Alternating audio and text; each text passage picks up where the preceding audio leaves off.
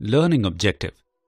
Students will learn about the definition of meristematic tissues, the types of meristematic tissues.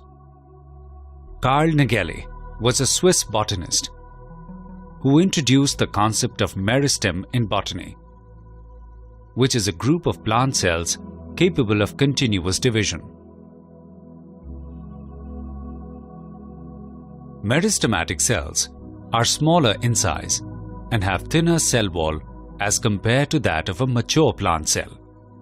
Vacuoles are either absent or very small in size in meristematic cell, and it has a prominent central nucleus. Single meristematic cell divides into two daughter cells. One of them remains meristematic, while the other differentiates into a mature and specific type of plant cell. In this manner, the population of meristematic cells is maintained by continuous division. These cells are compactly arranged, and there are no intercellular spaces in between them. The meristematic tissues are classified on the basis of plane of division, fate of differentiation, time of origin, and location. Based on their plane of division, the meristematic cells are further divided into three types, that are mass meristem, rib meristem, and plate meristem.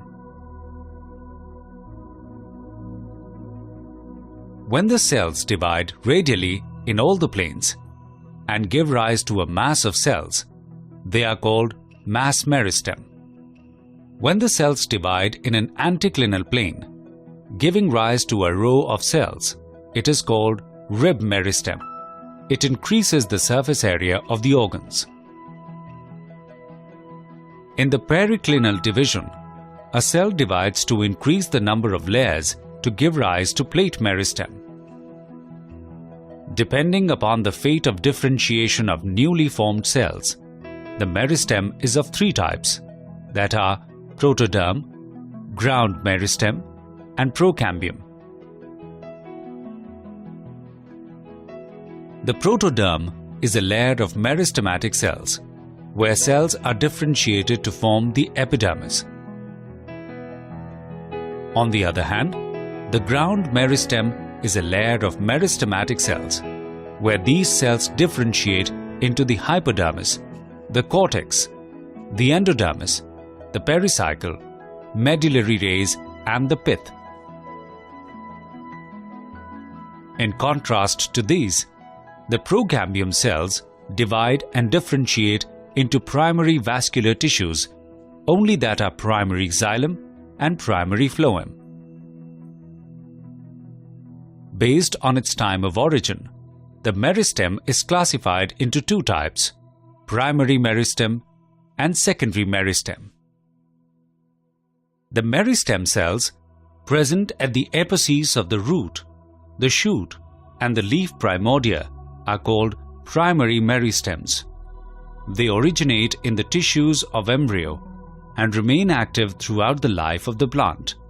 They play an important role in the primary growth and give rise to primary permanent tissues.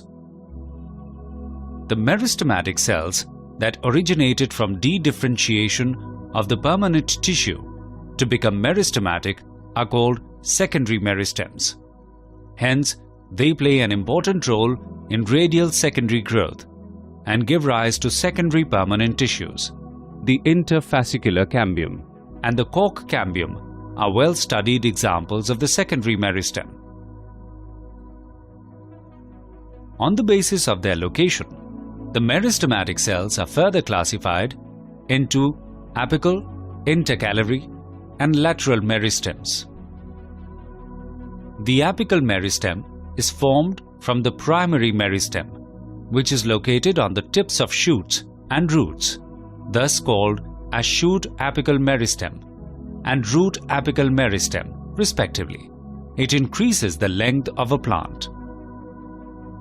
Meristematic tissue located at internodes and leaf bases is called intercalary meristem.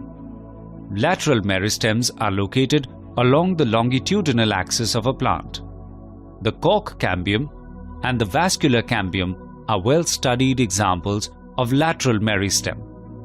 All these different types of meristematic tissues give rise to various organs of the plant and keep the plant growing.